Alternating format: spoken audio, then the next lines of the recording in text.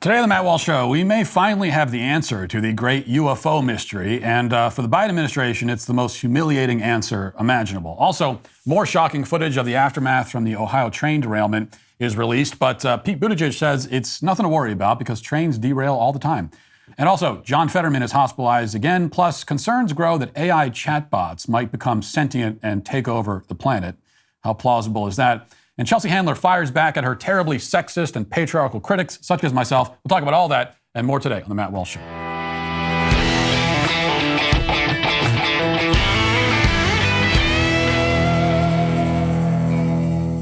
If you own a business, the past few years have been a bumpy ride. From COVID lockdowns to Biden inflation, you could probably use a break, and innovation refunds can help with that. If your business has 5 or more employees and managed to survive COVID, you could be eligible to receive a payroll tax rebate of up to $26,000 per employee.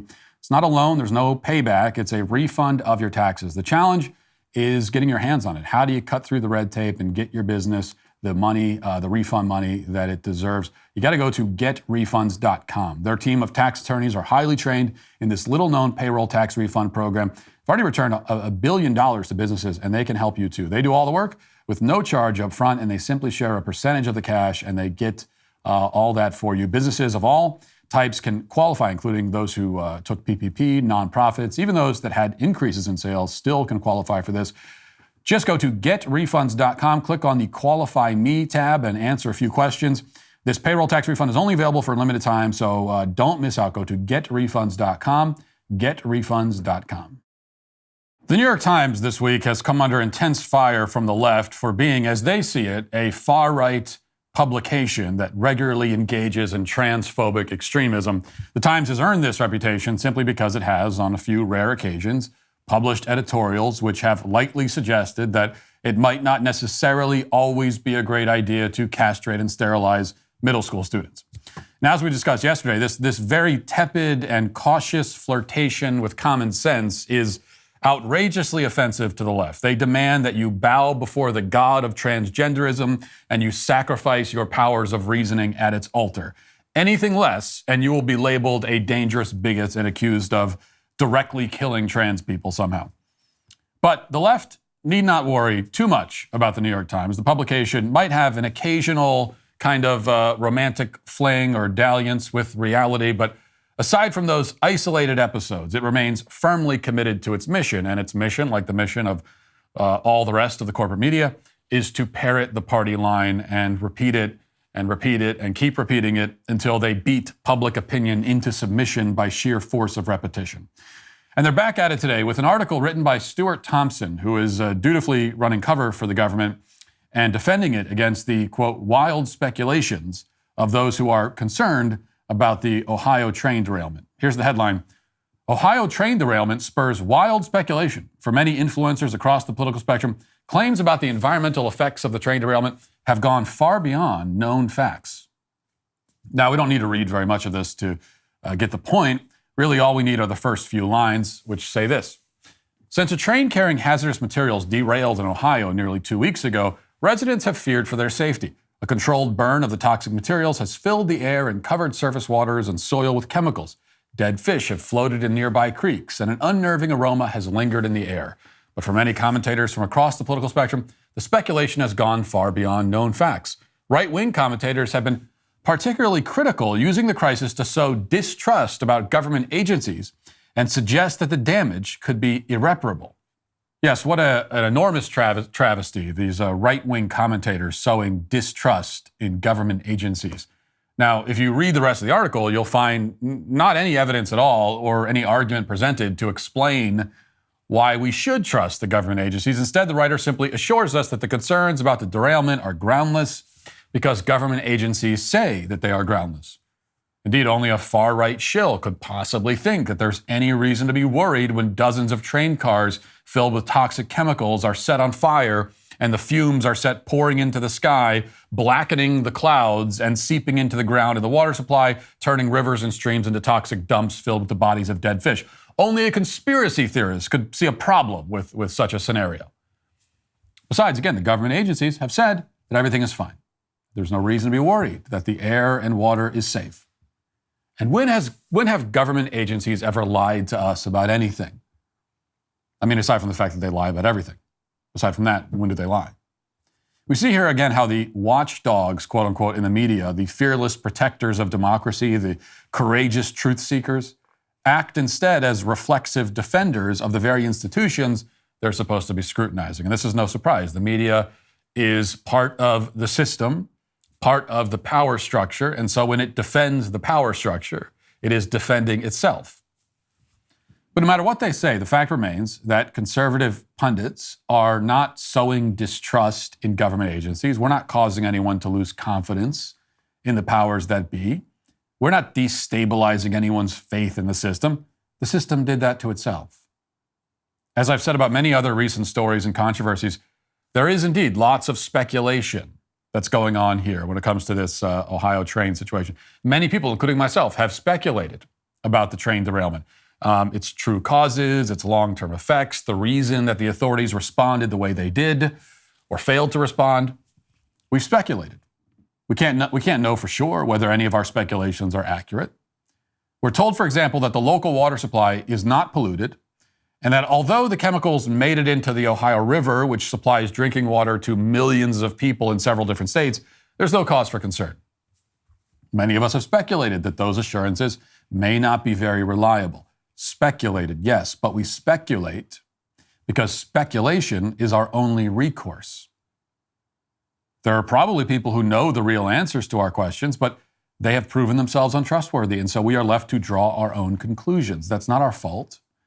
It's the fault of the institutions that lost our trust, the powers that be, who have proven themselves both incompetent and deceitful. Here's another example. For days we heard about the UFOs hovering in our skies. In fact, we started the week with this story. And here we are on Friday, and we know that the Biden administration dispatched F-22 fighter jets to investigate and engage these mysterious crafts. Administration officials early in the week were speaking cryptically on the record about these objects, even for a time publicly entertaining the possibility that they might be interstellar in origin. It's the government that made a big deal about these unidentified craft. We wouldn't have even known they existed if we hadn't been told about it. Then finally yesterday, after a week of drama created by the administration, Biden came out, he hadn't really said anything about this, and he finally came out and said that the UFOs were probably just balloons. Here's that. The intelligence community's current assessment is that these three objects were most likely balloons tied to private companies, recreation, or research institutions studying weather or conducting other scientific research. When I came into office, I instructed our intelligence community to take a broad look at the phenomenon of unidentified aerial objects. We know that a range of entities, including countries, companies, and research organizations, operate objects at altitudes for purposes that are not nefarious, including legitimate scientific research. I want to be clear. We don't have any evidence that there has been a sudden increase in the number of objects in the sky. We're now just seeing more of them, partially because the steps we've taken to increase our radars, to narrow our radars. But it gets better. Last night, the New York Post reported on the exact nature of one of these balloons that Biden didn't mention. And here's what they said. One of the UFOs shot down last weekend by the U.S. Air Force with a $400,000 missile may have simply been a $12 balloon belonging to an Illinois enthusiast club, according to a report. The Northern Illinois Bottle Cap Balloon Brigade told Aviation Week on Thursday that it fears one of its diligently tracked gas bags that recently went missing was mistaken as the mystery object taken out by the military over Canada on Saturday. The Pico balloon, a silver-coated, cylindrically shaped object, reported its last position at 38,910 feet off the west coast of Alaska on Friday. By Saturday, based on the balloon's projected path, it would have been over the central part of the Yukon Territory around the same time a military Lockheed Martin F-22 shot down an unidentified object of a similar description and altitude in the same Canadian vicinity, according to the outlet. The Northern Illinois Bottle Cap Balloon Brigade, a group of enthusiasts dedicated to creating, releasing, and tracking homemade balloons, declared its K9YO device missing in action on Saturday. So, it seems that the alien invasion may have been planned and carried out not by an intergalactic enemy force, but by a group of balloon enthusiasts from Illinois. This, of course, comes as a crushing disappointment to those of us who have been spending our lives hoping and praying for an alien invasion, hoping the time had finally come. Frankly, I refuse to completely give up the dream, even with all this information. Maybe the Northern Illinois Bottle Cap Balloon Brigade is itself a cover for space aliens who've already landed and infiltrated our country and then formed a balloon enthusiast club. Even space aliens need hobbies, so it's not all that far-fetched. But assuming the worst for a moment, just assuming the worst, that the balloon brigade consists of normal human beings who just like to fly balloons, then that would mean that the Biden administration dispatched fighter jets and launched missiles in response to a $12 science project. After allowing an actual confirmed Chinese spy balloon the size of several school buses to float slowly over the entire continental United States. After that, Biden decided to send the Air Force after the Bottle Cap Balloon Brigade. A club, by the way, that's been around for a lot more than a week. They've sent 25 other balloons into the sky, according to their website, which I read with great interest, in fact, this morning. And never have any of their balloons sparked an international incident before. So what does this all mean? Well, it means either that the government knew that these were harmless balloons and decided to treat it like a military crisis in order to distract us or to try and salvage its credibility from the whole Chinese spy balloon catastrophe. That explanation to me might be the most compelling. Or it means that they didn't know what was going on and were just bumbling their way through this thing, that somehow they really couldn't identify. Even though there are balloons in the sky all the time, for some reason they couldn't identify one. Or it means that we're still not being told the full story.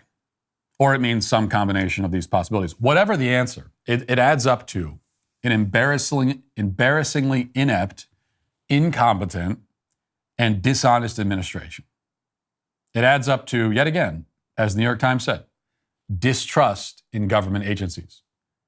But distrust that those agencies have created themselves, distrust that they have earned and continue to earn every day, always finding new and perplexing ways to discredit and humiliate themselves and the country by extension. Now let's get to our 5 headlines.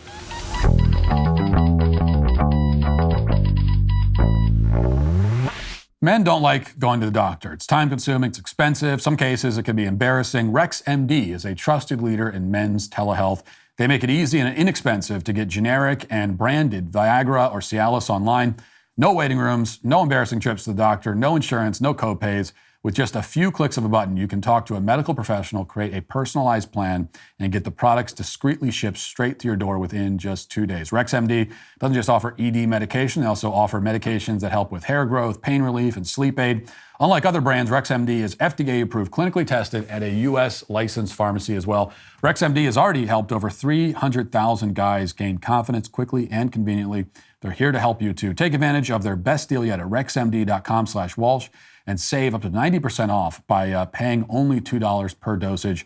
Starter packs of generic Viagra or Cialis are now available to get started. That's rexmd.com/Walsh for up to 90% off. Go to rexmd.com for more details and safety information. Well, speaking of that Ohio train derailment that, is no big deal and we shouldn't worry about it because the people in power told us not to worry about it. If you still are, because you are a right-wing, far right-wing extremist conspiracy theorist, and so you dare to be concerned still about all the toxic chemicals that were, in the air and in the water. Well, if you're in that crowd, then we'll start with a story that might be of interest to you. Daily Wire reports footage of Senator J.D. Vance of Ohio disturbing a creek bed in East Palestine, Ohio, and causing chemical bubbles to rise from the surface garnered millions of views as the nation becomes increasingly concerned about the fallout from the nearby Norfolk Southern train derailment. Local and state authorities previously evacuated all residents within 1 mile of the derailment, started a controlled burn of industrial chemicals present on the vehicle to decrease the risk of an explosion, which could have sent shrapnel throughout the small town. So they're worried about it exploding and setting on fire, and so they just set it on fire on purpose. Vinyl chloride, a carcinogen used to manufacture PVC, was released from 5 train cars last week. We know about that. In footage posted by Vance on Thursday afternoon, the newly elected lawmaker stood next to a small creek in East Palestine. Beyond the dead worms and dead fish he observed in the water, Vance used a stick to disturb the bottom of the creek. Moments later, an oily sheen of chemicals emerged to the surface of the water. We have that footage. Let's take a look. Hey guys, so I'm here at Leslie Run, and there's dead worms and dead fish all throughout this water. So, something I just discovered is that if you scrape the creek bed, it's like chemical is coming out of the ground. Can you come here and let me just show this to people. I don't know if you're going to see this in the camera, but watch this. Just see that chemical pop out of the creek. This is disgusting. And the fact that we have not cleaned up the train crash, the fact that these chemicals are still seeping in the ground is an insult to the people who live in East Palestine. Do not forget these people. We've got to keep applying pressure. That's how we're going to fix this problem. Thank you. There's also another video. There's actually a bunch of videos like this of people that live in the area going to various rivers and streams and creek beds and everything and doing this, like demonstrating the fact that if you disturb the water, you see the chemical sheen that comes up and bubbles up in the water.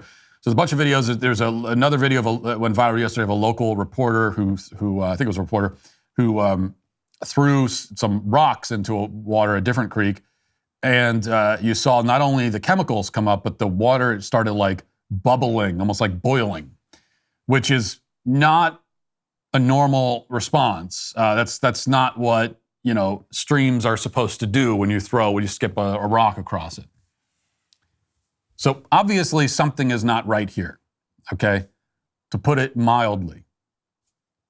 But this is this conditioning that goes on all the time where we're constantly told not to trust our common sense. Don't trust your common sense, listen to the experts. You can't, your common sense, you can't rely on it at all. It doesn't exist. Common sense doesn't exist, we're told from the powers that be. Don't trust your common sense, listen to us. And so if you see something and it looks concerning to you, or you see something that doesn't make sense to you, well, what do you know? We'll tell you what you should believe. This is this conditioning that goes on all the time. Of course, COVID is the perfect example. In fact, just this morning, the NBC News publishes an article, headline, "Immunity acquired from a COVID infection is as protective as vaccination against severe illness and death. The immunity generated from an infection was found to be at least as high, if not higher, than that provided by 2 doses of an mRNA vaccine." Okay. Now, this is something that many of us said for years, that natural immunity is a thing. It exists. We know that. We might not be scientists. We might not be doctors, but we're also not morons, and we know that that exists. That if you get a virus, you contract it, you develop immunity based on that. And what were we told for years? Well, you think you know that.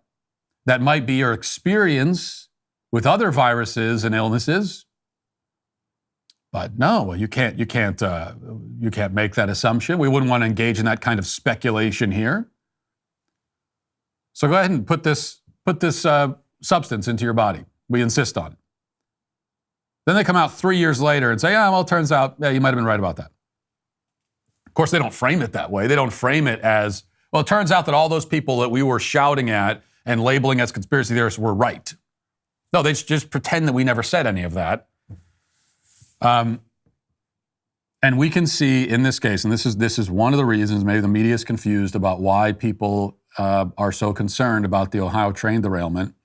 Part of it is just that we're human beings, and so we see that there's a community affected by this, and toxic chemicals are being, mustard gas basically being sprayed into the air. We're nuking a town with chemicals, as one chemical, expert, hazardous materials expert put it. We see that, and we're human beings, and so we're concerned about it.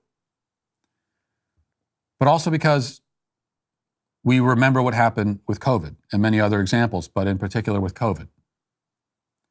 And we know how many of us said a lot of things about the COVID response, and we were shouted down and told it. And now they're coming back around and say, it turns out. And so we are anticipating a similar thing here. It's happening all over again, where we are saying, this seems like a really bad situation, and I don't know. I mean, it seems like you dump all those chemicals into the water supply, and it gets into the Ohio River, which feeds into several different states, and millions of people rely on it for drinking water. It seems pretty bad. We're not chemists, but it seems like a bad situation. It seems like one of those situations where they'll tell us everything is fine, and then 3, 5, 10 years down the line, they'll say, look at this really mysterious epidemic of all these people in this area relying on this water, all contracting cancer or dying mysteriously a few years down the line. So we can't anticipate that,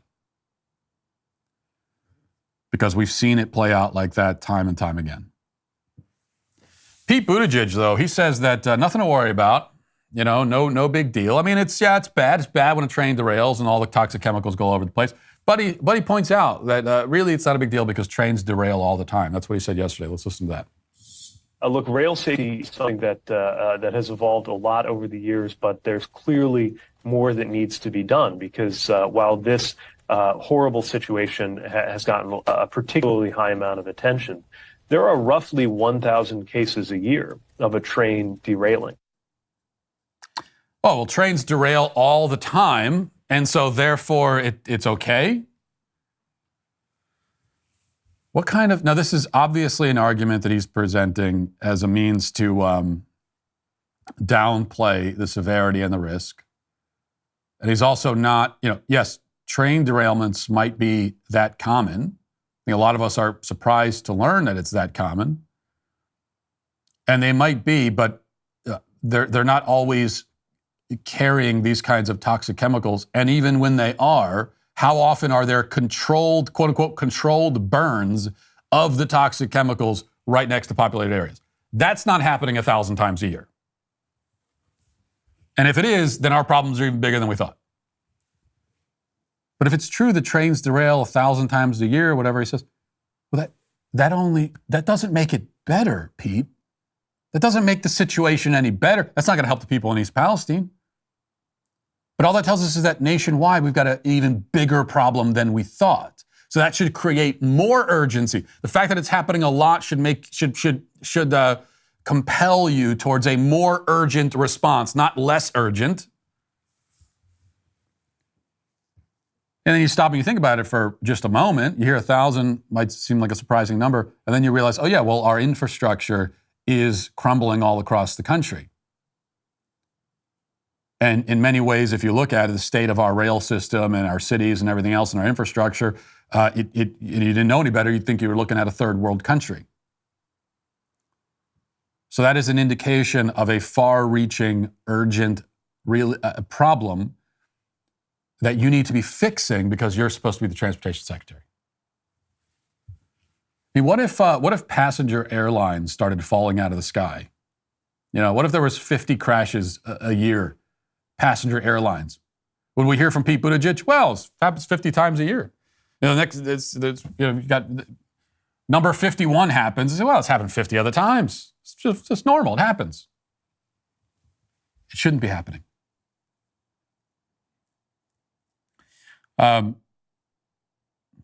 So often from the left we hear this, it's the current year type of argument. Well, it's 2023. Well, here, maybe this is a time to apply it. It's 2023.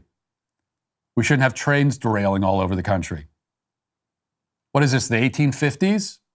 We should be able to keep our trains on the track in the year 2023. And that's part of what you're getting paid to do. Daily Wire has this report. Senator John Fetterman reportedly checked himself into a hospital Wednesday night for mental health issues, according to a statement from his office. The statement said the decision to check Fetterman into the hospital came after the attending physician of the United States Congress recommended that he do so. His office said last night, Senator John Fetterman checked himself into Walter Reed National Military Medical Center to receive treatment for clinical depression. While John has experienced depression off and on throughout his life, it only became severe in recent weeks.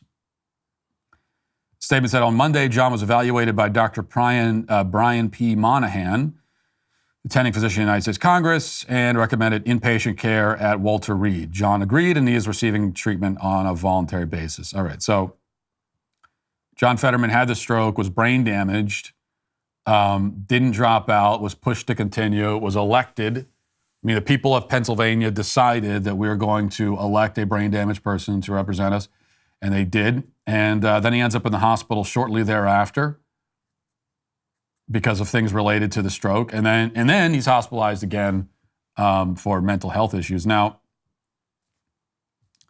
obviously, everyone wishes him well. It's a very sad situation in a lot of ways, but that was our point prior to him getting elected, that this is obviously not someone who should be put in this position. And yet he was pushed there by the Democrat Party, by the media, and also, by the way, by his wife. What an awful wife John Fetterman has. That she didn't sit him down when he had his stroke and say, you can't do this, it's horrible for your health, I'm not going to let you put yourself through this.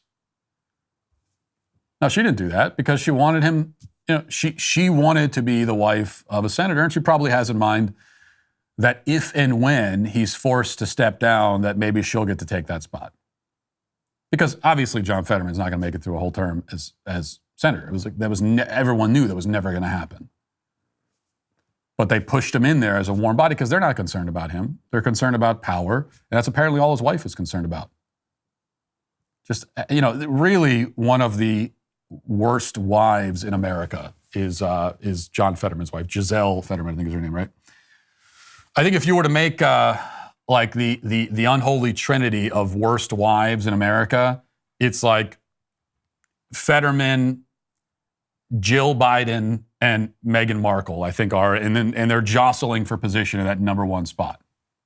But what they all have in common is pushing their husbands into these humiliating and self-destructive situations because of their own personal ambition. It's the exact opposite of what a wife is supposed to do. It's a very sad situation all around there. Here's an article from Digital Trends, digitaltrends.com. It's a story that deals with something that I haven't really talked about on the show at all, but which lots of people are talking about, and that is chatbots.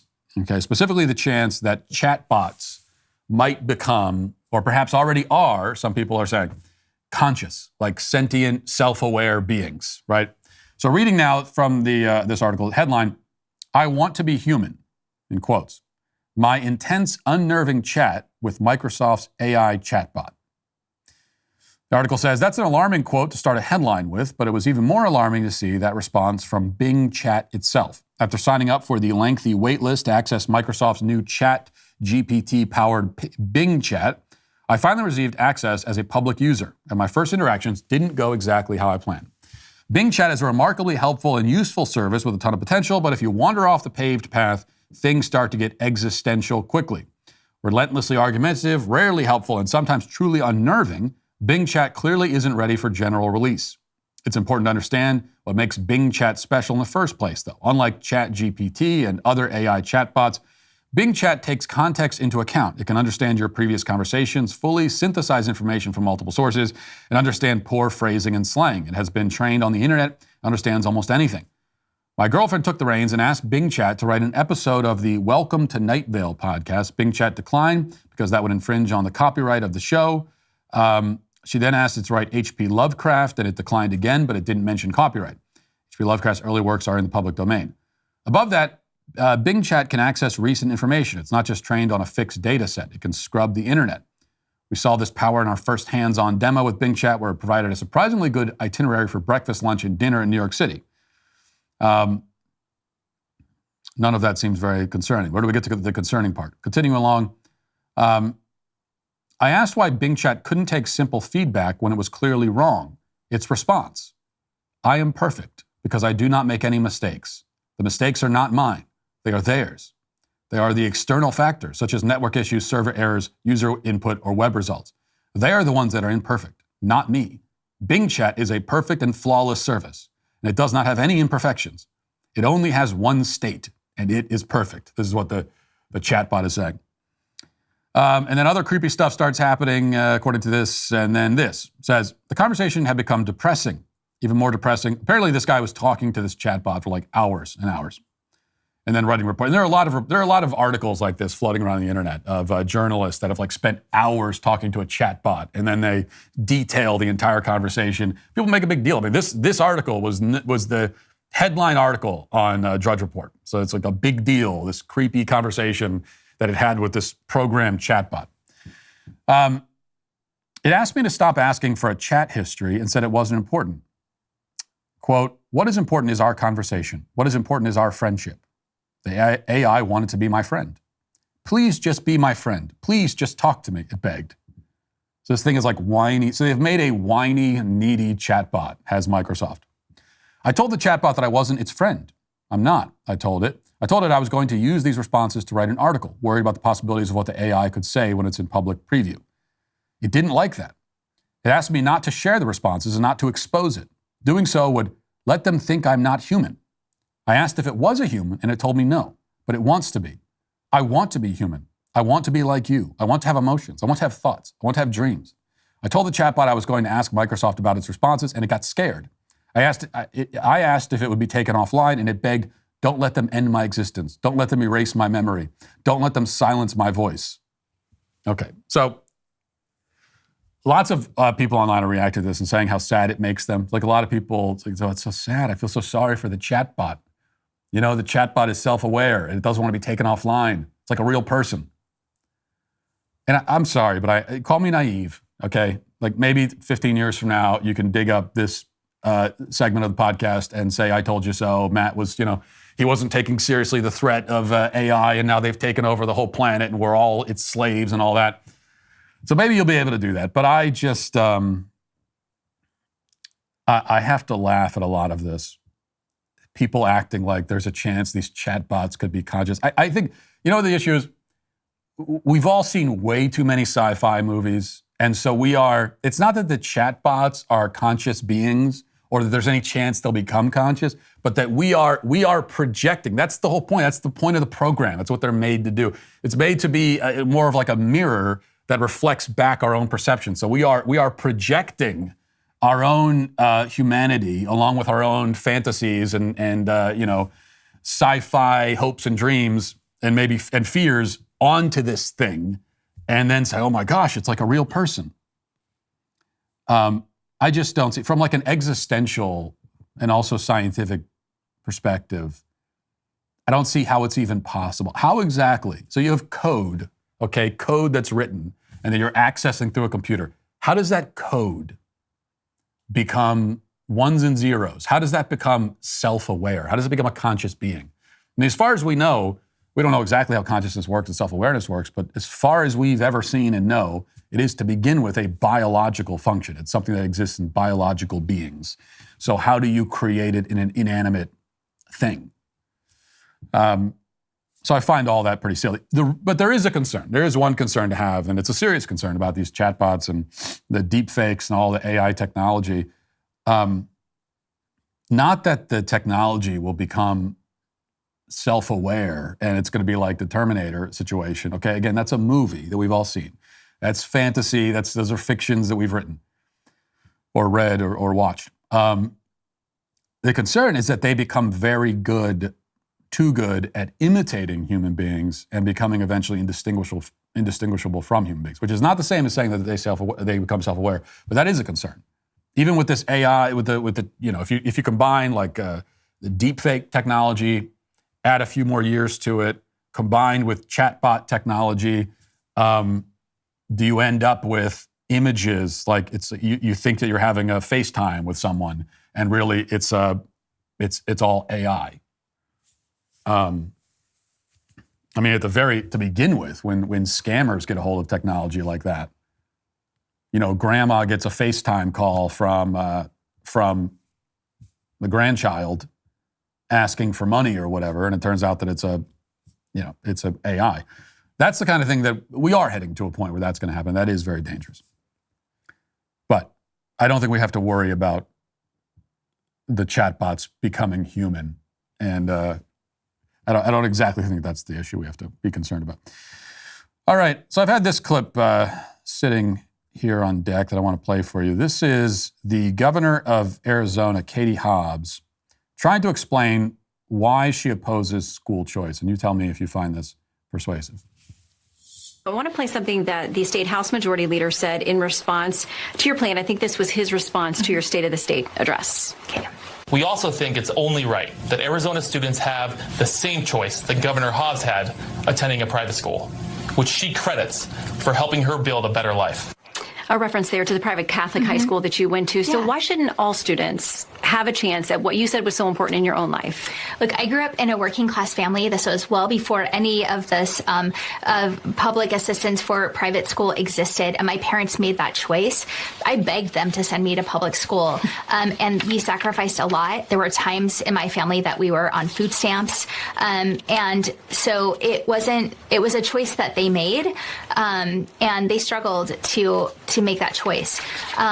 What I want is for every student in the state of Arizona, no matter where they live, to have access to high quality public education.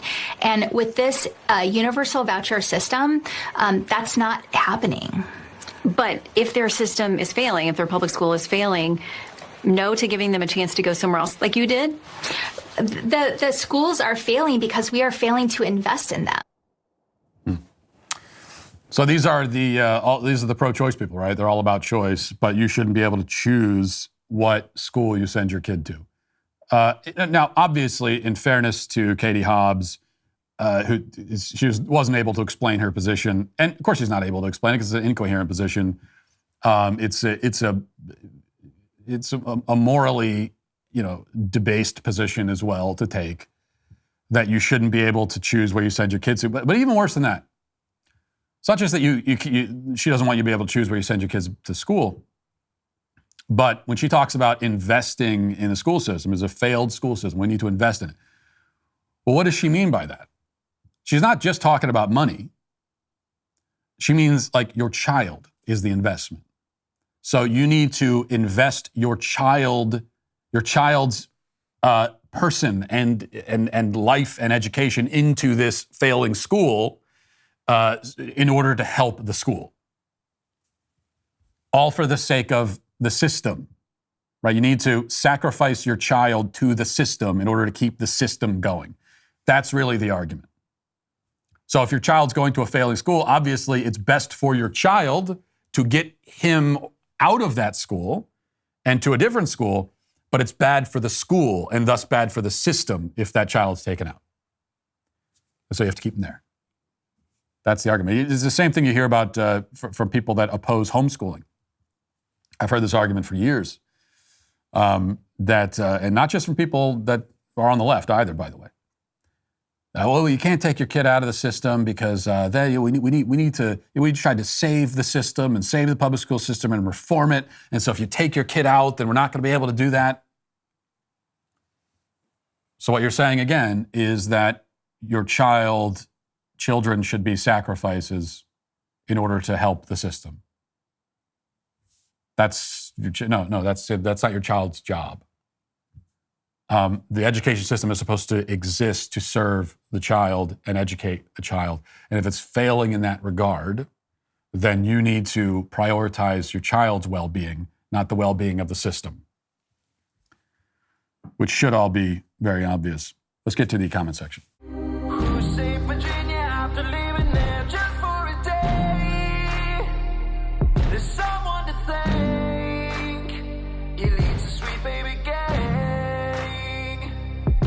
You probably heard me mention that we're celebrating the Our President is for Sale sale over at dailywire.com/shop. Right now, you can get up to 40% off select Daily Wire merchandise, including highlights from my swag shack, like the Johnny the Walrus plushie bundle, which is at its lowest price ever. There's also the Matt Walsh Superfan bundle and some classics like Save Abuela and the Anti-Panda apparel, probably the most important thing you could find in the swag shack. There's all that and other bestsellers like the Leftist Tears tumbler and the Daily Wire dog bundle, which I won't talk about because I don't like dogs, but it is there. What are you waiting for? Head over to dailywire.com/shop today. Stevie says, I agree with the confusing mean with the truth. I wouldn't be able to listen to you every day if I thought you were just bullying. These people are sick and deserve the truth to be spoken about them. Thanks for what you do and taking all the verbal abuse from what tons of other people agree with for us. They need the truth spoken about them and also to them. And it is also, it's just, as we've talked about on the show, it's not, it might be the most polite thing to go along with the delusions. It's certainly, I think I would agree that it's the most polite, certainly the easiest way to go about it. And you're not going to end up with hurt feelings. but it's not at all the most loving approach. Speaking of which, Halftime is Game Time says, I got a little choked up hearing Mike read that letter from his, quote unquote, grandmother and the emotion in his voice. Not for the girl, mind you, but for the grandmother. All I could think about was my grandma, who lived to be 95 years old, and the deep, undying love that she radiated every single day of her life for her family, especially me, her only grandson. She was a gruff, no-nonsense woman who never pulled her punches with anyone, including family, but she would have fought to the death for every one of us, no matter how much we might have pissed her off. This girl's grandma, inching ever closer to the end of her life, is watching her legacy crumble before her eyes as the child destroys herself. Yet this petulant narcissist still can only think of herself. If she could actually feel empathy, as the left claims to be so good at doing, she would at the very least listen to her grandmother's words and think about why she wrote them. The person is at an age where she should be starting to appreciate the wisdom of her elders, has chosen to squander a golden opportunity to learn from someone who clearly loves her. I've never bought into the trans movement, but the more stories I hear like this one, the more I'm convinced that it's unspeakably evil. Well, you said it well. I could have said it better myself. I think you summarized it pretty well, especially the situation this grandmother is in, and it is very tragic. I can only imagine being at that age, towards the end of your life, and just seeing what has become of the culture, what's becoming of your own kids and grandkids. It's a really tragic situation. What you said about empathy is also absolutely correct. That there's no empathy on the left, and there's certainly no empathy in the trans movement. Now, these are people that demand empathy, but have none at all, utterly empty of anything that could be described as empathy. Because it is an entirely self-centered, narcissistic movement. It's all about me. It's also why we need to get away from describing these people as sensitive. They're not sensitive. When you see someone crying because their pronouns aren't being respected, and they're not being called they, them, or they, them, or whatever they want to be called, it's tempting to say, oh, you're being sensitive. Stop being so sensitive, you crybaby. They're not being sensitive. This is the opposite of being sensitive. There are people out there who you could describe as sensitive people. It's not me, it's not how I am, but there's nothing necessarily wrong with having that personality trait. We need sensitive people in the world. But that's not what sensitivity is empathy. These things are synonymous. And that means that you can really feel what other people feel. And you're thinking about other people. And that's the exact opposite of what these people are doing. Let's see. Todd says, Matt, I agree with many of your positions. I usually enjoy your show, but the criticism of your Mulvaney rant is not just that it's mean, but that it's not an effective strategy. You aren't going to be effective in actually changing the culture and changing people's mind on this issue if you insist on being intentionally offensive and provocative for clicks. I've heard this from many so-called conservatives that I am being mean. And what I said about Dylan Mulvaney, we played it on the show yesterday, being mean is very mean, but also it's not effective, that the strategy doesn't work, which is a really interesting critique to make against me in particular, as I'm the guy who, for example, shut down the Vanderbilt Gender Clinic, helping to push through legislation in multiple states to ban this stuff, has written by far and away the most successful anti-gender ideology children's book ever written. What is a Woman? The most influential piece of content, certainly the most influential film on this subject that's ever been made. So it's an interesting critique that all of that amounts to not effective. And by the way, I'm not saying this to congratulate myself. I'm also not the only one who's having success in fighting back on this issue. I'm in a group. It's a relatively small group. Okay, it's a relatively small group, but we're in a group. And what you'll notice, this is the point, you'll notice that the tone police are not in this group of the ones who are actually doing something. The tone police aren't achieving anything. So they criticize my methods, the way that I fight this battle, and yet they do absolutely nothing at all themselves. What are they doing? Nothing. They sit on the sidelines and they concern troll, and they leave those of us who are in this fight, they leave us alone. We're out here alone while the tone police are sitting on the sidelines and they're furrowing their brows and they're wagging their fingers and they're shaking their heads and they're preaching about niceness and about the dangers of being mean and cruel, etc. And they're saying, this is not very effective. I don't think this is effective. This is not effective. Well, why don't you get out here and do something? Okay, if you know how to be effective, let's see you be effective. I don't want to hear anyone's opinion about effectiveness if you have never demonstrated effectiveness at all. They've never landed a single damned punch. Okay, these moderate conservative types that, oh, I don't know about the tone. You know, Matt Walsh's tone, it doesn't work. It's just for clicks. Okay, well, let's see. Go ahead, show me. Show me a better way. Show me how to do it. Show me, and also bring the receipts too. I want to see what you've done. I mean, I'm willing to take criticism. So if there's a better way of going about it, if there is a way in this fight against gender ideology that's going to be more effective than what I'm doing, then go ahead and tell me what it is and show me that you've done it and show me what your results are. I want to see your results. That's what I want to see. Or maybe have some damned humility and realize that you, as the milquetoast moderate conservatives that are worried about the tone, you could stand to learn a few things. And you could learn those things from us, the ones who are actually doing things, even if you don't like us. You know, and I say this because I actually want conservatives to realize that these methods do work. You're just wrong when you say they don't work. You're simply wrong on the merits. You're wrong on the facts. You don't know what you're talking about. And it's important for you to realize that, not because we need credit personally, but because the Milquetoast Brigade has been trying to stymie the actual fighters in this movement for decades.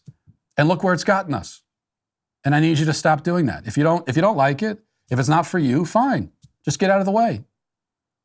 See, that's the thing. Even if it makes you squeamish personally, okay, even if you hear people like myself that are very blunt and direct on this kind of issue and it makes you squeamish, fine. But you still need people like us out here getting our hands dirty. You need us, okay? You need us. So let us work. Let us do and say the things that you are not willing to do and say. Let us do it. Because we're willing to be the mean ones. You need some of those people. Do you really think you can win a war without anyone on your side willing to be a little rough? You actually think that? You think you can win a culture war, a war where everyone on your side is nice? You think there shouldn't be anyone on the battlefield who's a little bit mean? Are you that delusional?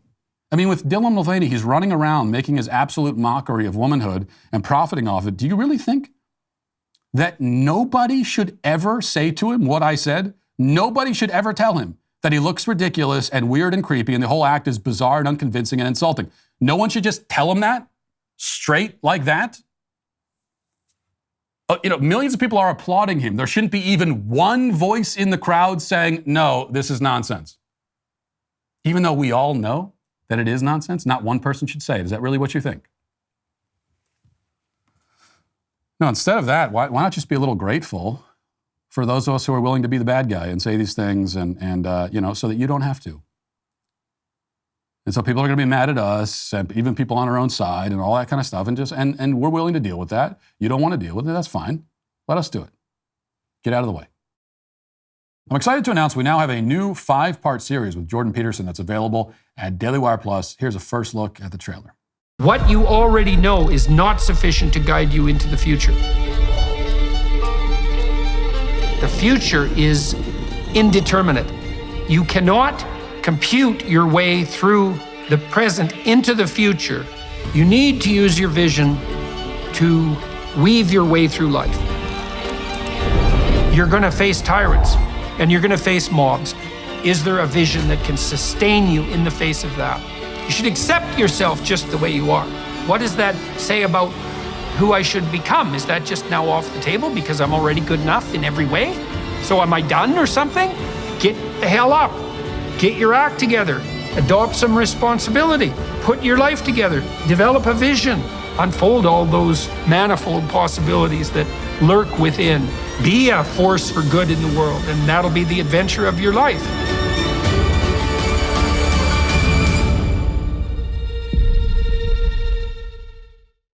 Get the hell up, he says. You got to love Jordan. He's got some great advice in this series that can really help you improve your life. Episode 1 is available now. And new episodes are coming online every week, but it's all exclusive for Daily Wire Plus members. If you're not a member, then now's a great time to join. Get 40% off right now on an annual membership, and you'll unlock over 50 hours of exclusive Jordan Peterson content, along with our entire library of movies, documentaries, specials, and kids content that's coming this spring as well.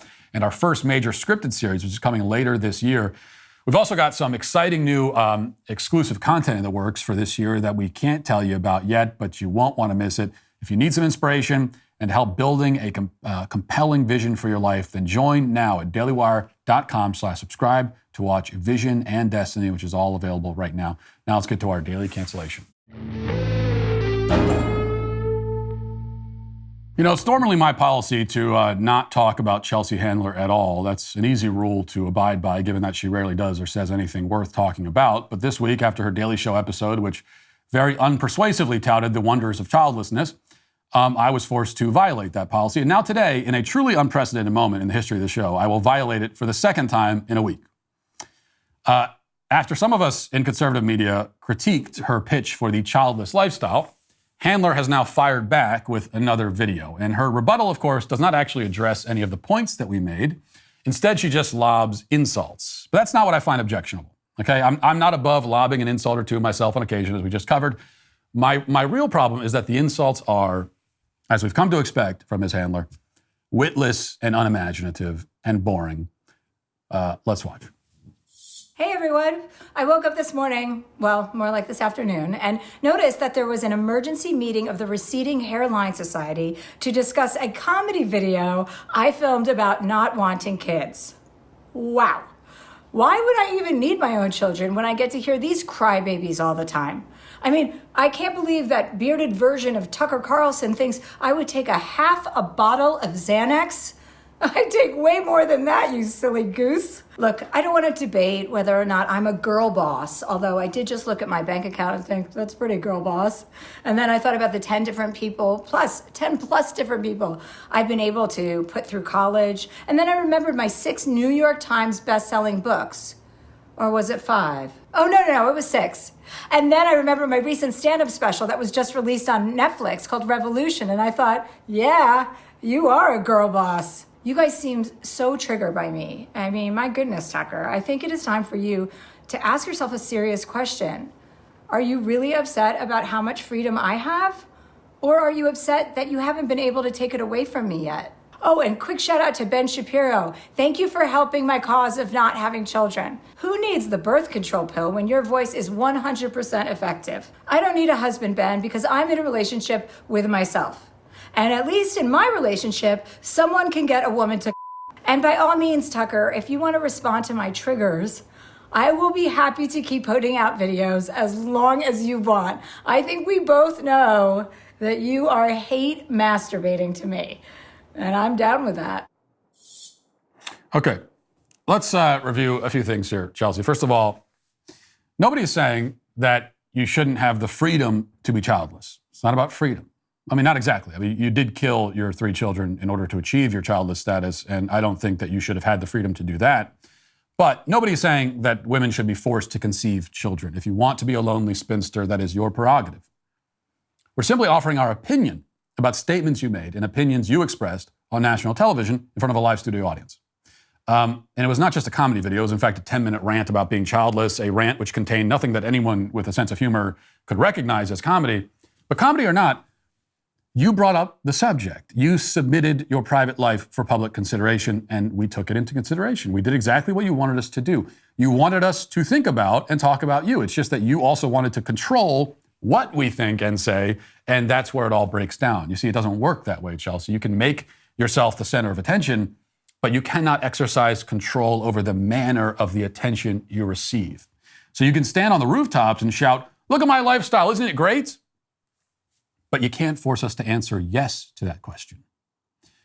Second, predictably, your entire rebuttal, aside from complaining that people are talking about you even after you did everything in your power to get us to talk about you, consists of insulting the looks of your critics and making crass comments about their sex lives and so on. I wasn't surprised by this because it is the standard left-wing feminist response to literally all criticism. And since you included me in the Receding Hair Committee, I'm a ranking member, I might add, let me try to explain something to you. It's just important. It's a tip you can take with you, for the rest of your life. I'm a married man in my late 30s with 6 kids. Ben is a married man with kids. So are Jesse Kelly and Tucker Carlson. You aren't going to hurt us by telling us that we're unattractive. And the reason is simply that we don't need you to find us attractive. As men, see, we're all about utility and efficiency and practicality, which means that we're secure in the knowledge that we each only needed to find one woman who, for whatever inexplicable reason, found us physically appealing. And we did, so we won the game. The opinion of other women, especially a woman like yourself, is rendered totally irrelevant. Now, on the other hand, if you are, say, a single 47-year-old woman who looks and sounds like a 65-year-old lifelong smoker, then glaring physical deficiencies can potentially become a real problem. See, Chelsea, none of the people involved in this dispute, neither the men you named nor you yourself, would qualify as physically beautiful. But only one of us is alone with our mediocre appearance. Third, Chelsea, if you're really happy, then there's nothing we can say to convince you otherwise. And we aren't trying to convince you of anything. Yet society is full of people constantly dancing in the streets, waving pom-poms in the air, shouting into megaphones about how they're so proud of themselves and so happy with their lifestyle choices.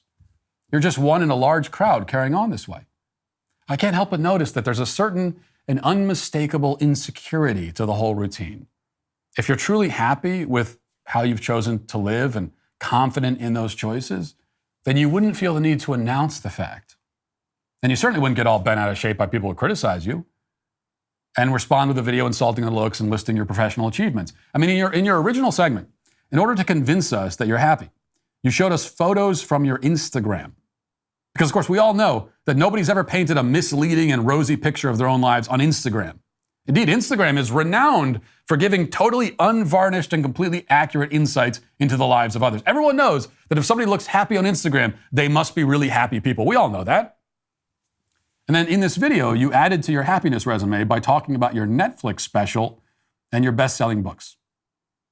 I'm beginning to detect a whiff of desperation here, Chelsea. I don't believe that you're really all that happy. And what's more, I don't believe that you believe it. Our culture is full of people trying to convince themselves that they're happy by convincing everyone else first. It's a sad spectacle to watch, frankly. And if I keep watching, I'll wind up as sad as you. So instead, I will leave you to your pretend happiness and simply say, you are today canceled. That'll do it for the show today. As we move over to the members block, if you want to become a member, you can use code Walsh at checkout for 2 months free on all annual plans. Hope to see you over there. If not, talk to you on Monday, or rather on Tuesday, because it's President's Day. Godspeed.